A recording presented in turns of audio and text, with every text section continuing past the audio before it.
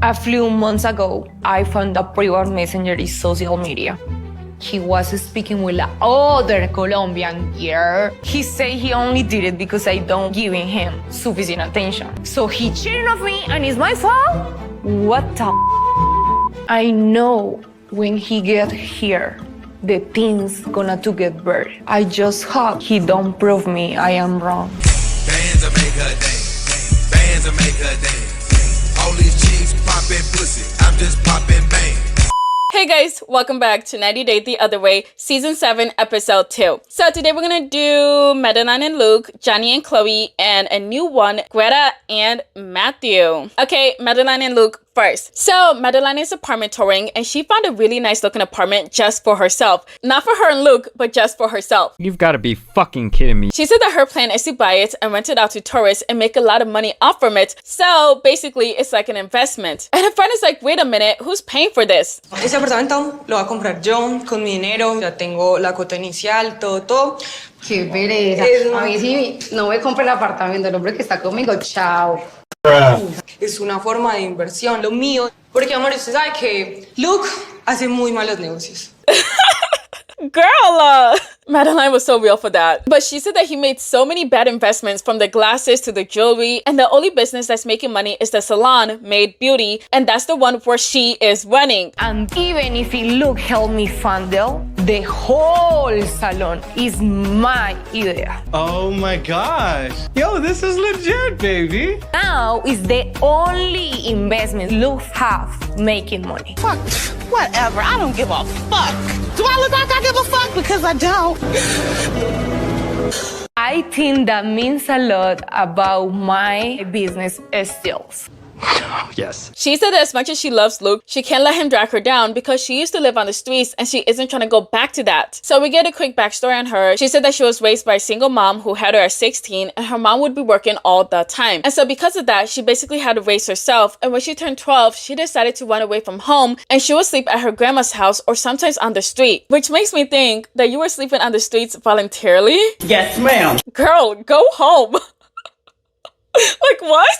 Eventually, I get a job in the travel industry like a party promoter and I start to make a lot of money. And now my beauty salon is taken off and I feel like a survivor.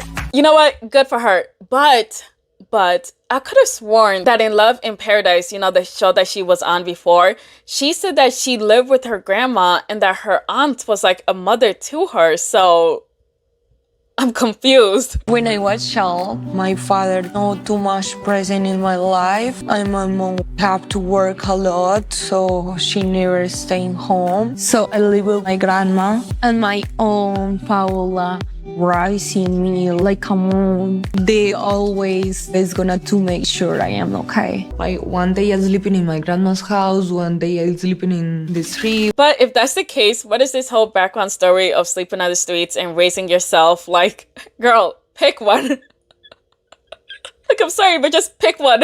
Anyways, back to the episode. Maddie es una chica muy inteligente, pero para mí él es un bobo. Que Maddie me contó las situaciones por las que ella ha pasado con él y le perdona y creo que después de que se casen no va a ser la excepción. I'm so confused. I don't even know what you're talking about. But Madelein said that she found out that he was talking to another Colombian girl on social media and basically telling her to keep his contact and calling himself hubby as if he's her husband. And then when she confronted him about it, he said that he only did that because she wasn't giving him enough attention. Are you serious? So he cheated on me and it's my fault? What the Right, what a scumbag. You dirty, low-down dog. Yes. How you planning to get married and go to tell other bitch you are him husband? Like what the is coming in your head? But her friend asked her why she's still getting married to him if, you know, he's a dog. And she said that it's because she's in love. And you guys, her friend is so funny because she stood up laughing in her face. Estoy enamorada. Tenía que decirle más porque yo le digo y usted sí, me caso. Entonces cásese y ya. I decided to forgive him because I waiting for he move here for so long. I know when he get here, the things gonna to get better. I just hope he don't prove me, I am wrong. He will. What the fuck? What's not clicking? What's not clicking? Anyways, that's the end of Madeleine, and we now see Luke, and he's attending a going away party that his friend set up for him. And what in the world are these decorations? Same vagina forever. Are they serious? These are grown men, by the way. Okay, they're all in like their 30s. So, yeah. Losers. Guys, what the is this, man? You guys trying to get me in trouble or what? Madeleine said none of this. I'm leaving. Hey, no, what? All right, this is it. Like, that's it. It's just a couple beers with the boys. I just want to make it festive. No more surprises. You promise? Madeleine's gonna kick my ass, dude. So, Madeleine told him to not have a bachelor party without him, and he said that he just needs a boys' night, so it's not really a bachelor party. But some of his friends don't like Madeleine, and one of them has a very valid reason. Brian. Fuck that bitch. Madeleine went out of her way to destroy my marriage. Luke knows this. She started a rumor that I was unfaithful to my ex-wife just to get back at me telling Luke what happens when he's not there. So if you forgot about Brian, don't worry, we get a flashback. And basically what happened is that he was telling Luke while also confronting Madeleine that she was cheating on Luke with another man because she was caught sleeping in the same bed with another dude while she was topless. But she claimed that she was never naked, and Luke believed her, and because of that, they moved on. Sorry, man. I'm gonna tickle you. Wouldn't let that shit happen to me, though. But his friend is like, no, he's getting taken advantage of. If it looks like fish and it smells like fish and it swims like a fish, it must be a freaking fish. Oh my gosh, we're gonna have another Usman crack, but instead of Usman, it's now Madeleine, but like the body is a fish and it goes like blub blub blub. Actually, it's not that funny. Well, she tried. At least, you know. But Brian tells him that he can backtrack, and just because he has a tattoo of her name doesn't mean that they have to stay together forever. Like, she says jump and Luke says how high. She says bark and Luke barks. Stop giving the boy a hard time, man.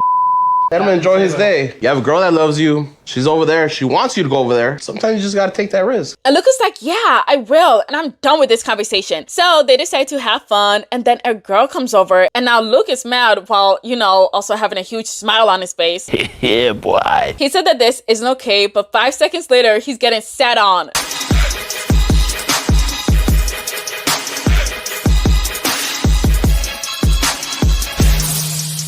Now Brian taking pictures. Delete that shit, bro.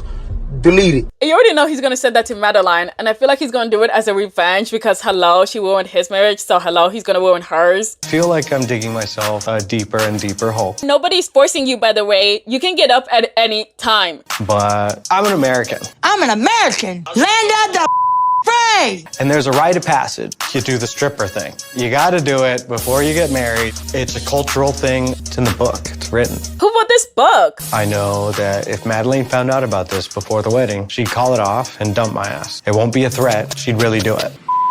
Oh, I promise you, she's gonna find out. Anyways, that's the end of their segment. Moving on to Chloe and Johny. So we met Chloe in the last episode, but this time we're gonna meet Johny. So he's from Aruba, as we know, 32, and he works as a pirate. It's a big booze cruise where people just come, party, drink, and dance. It's a lot of fun to work on the boat. Can't complain. The job also has a lot of temptation in it. Yeah, sure is a lot of temptation. I'm watching you. Then we see one girl invite him to a party, and he said that he's gonna let them know. Probably gonna go after the cameras turn off. Anyways, he said that he really likes Chloe. When they first met, he had a lot of fun with her. He was happy when she came back, and then things got a bit serious, and then he fell in love with her. But they realized that the long distance wouldn't work out for them. We agreed that me being in Aruba, her in Boston, it wouldn't work for us. I love Aruba a lot, man, and you know, I really can't leave it. Aruba forever will stay my home. We made the decision she'll come to Aruba and move in with me, and she arrived in a couple of days. That's actually interesting because I did read a few comments saying that he might just use her for a green card to get to America. Also, I don't feel like everybody wants to get to America, by the way. Let's make that clear. But the fact that he wants to stay in Aruba makes me think that, yeah, he actually is serious about her because, or else he would just get with another girl. When you work on a boat, you have that reputation of like a player, and you know, but I'm not chasing them, they're chasing me. I can't really be mean, I can't really like shut down a person, you know, be like, hey, nah, I got a girlfriend, you know, I work for the tips, but that really makes Chloe jealous. Understandable, but he says that he wished that she wasn't so jealous, and he's trying his best by giving her access to his camera, location, answering her texts and calls, but it's not enough because there's always something. I went to go sit outside in my patio, and the camera doesn't show where I'm sitting, and so she got mad at me because she thought from one camera she saw me leave, but from the other camera she didn't saw me come in. So she thought that I went out for like 2 hours. This happened like a week ago, and I'm still trying explain to her, like, I didn't go out. My car is still there. I'm not manipulating the cameras. I'm not smart enough to do that. I don't have you know what I mean? Oh, Chloe, girl, you're a bit crazy. Get it together. But he said that he did do her dirty in the past, aka the whole Florida trip thing. But Chloe isn't innocent herself because she saw him texting another dude and they were hella sexual in those text messages. And like, Chloe, girl, what the fuck? This is so disappointing. You know what? Now I feel like she might be the one cheating, which is why she's like projecting and trying to see if he's cheating because hello, if you're cheating, you think your spouse is cheating as well.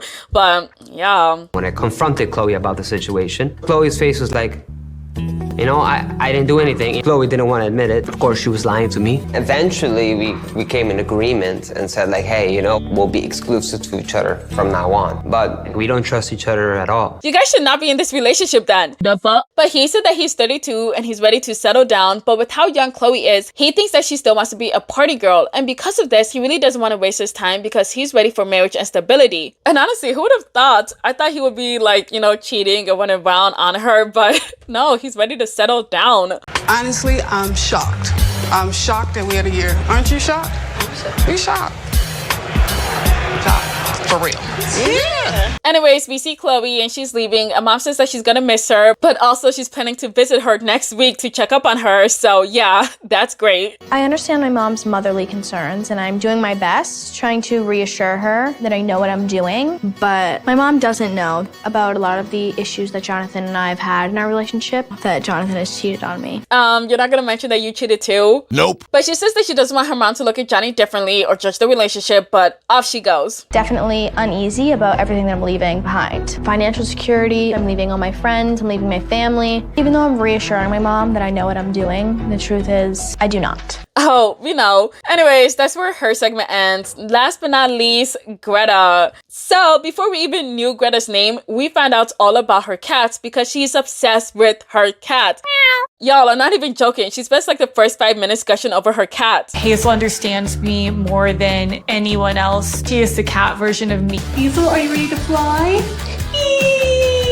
We both have quirky personalities. It might just be me. Hazel might be cool. Some people might think it's odd to have this sort of connection with the cat, but I think normal people are weird. But finally, she introduces herself and she's Greta, 27, and she's from Oklahoma. She said that she graduated from law school 3 months ago and now she wants to work in animal law, which I love. I wanted to open up my own animal shelter, but then I had a dream, and you guys know I take my dreams very seriously. But in that dream, I saw like all the dogs like jump me and they all ate me, and yeah, I guess I'm not doing that now. But I will continue to donate to the cause because yeah. Ever since I was a kid, I've always felt really connected to animals. I've been vegan for 7 years, and I think that animals are way more kind and accepting than human beings. They sure are. I always felt like animals get me and humans don't. They sure don't. Until I met Matthew. Oh, but we meet Matthew. He's 26 from England, and he says that he's a nerd, and it shows. I'm just kidding. I'm normally attracted to eccentric women. My relationships are often like a spicy pasta. I'm the stable, nice tomato sauce that acts as the base, and they're the chili thrown straight in whole. That's my favorite kind of pasta. Oh, okay. Honestly, that doesn't surprise me. That's my favorite kind of pasta. But they met on a vegan dating site. Didn't even know that was a thing. But she said that she liked that he actually had a job because all the other guys were hippies and he works in finance. I was taking a class at Oxford over the summer and I only had 2 weeks left. So I super liked Matthew and I asked him out. I was like, whoa, she's bold. I was very nervous about meeting her for the first time. So I made index cards of questions. What? Chantel, is that you? Yes, ma'am. Anyways, they got along very well and they continued to talk when she got back to the US. Then after a year and a half of back and forth, he proposed. Matthew and I decided that I should move to the UK. He has a good job in England and he is really close with his family. So I'm moving there in 2 weeks. But surprisingly, she has to leave her cat, who she loves so much, behind because his parents live in a small house with a cat and a dog, and Hazel, her cat, gets anxious around other animals, so she has to stay behind until they can find a place of their own. And they better find it fast because that poor cat. I have some really close animal-loving friends that are gonna take her in, and I'm really hoping Matthew and I can get our own place soon. But every time I think about it, I start to cry. I can't even imagine how I'm gonna feel the day I have to say goodbye to her. Yeah, I couldn't imagine leaving my dog for like months. I remember we went on vacation for like 2 weeks, and after like the first week, I was like begging to go back home because I wanted to see my baby. Because I love my baby.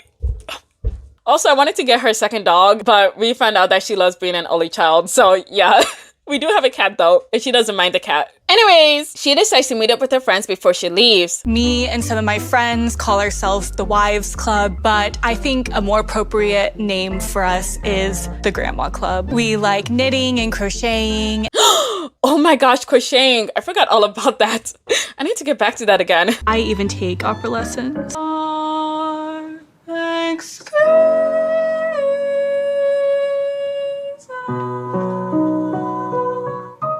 That was beautiful. Damn, this girl can do it all. You think you're better than me? Well, yes. But she tells us that she's not looking forward to moving in with his family because she didn't grow up with a good family. Unfortunately, her mom died when she was 5, her dad got remarried, and his new wife did not like her. And so she made herself really small to not draw any attention to herself. I don't know how to interact in a family setting well. I get really in my head. I don't know how to enter in a room and make small talk, and I feel like I really lack the skill set necessary to live with a family. Oh, this poor girl. I feel so bad for her. And also, we found out that she can't even study law in London. So for now, she's going to be spending her time volunteering at an animal organization. And so, yeah, that's very nice. But she tells her friends that she hopes that they don't break up because she doesn't want to do all of this for nothing. I have a tendency to feel anxious and spiral about things, and we've never lived together before. So I hope that when we move in together, everything will fall into place because I love him and I really want that happily ever after with Matthew.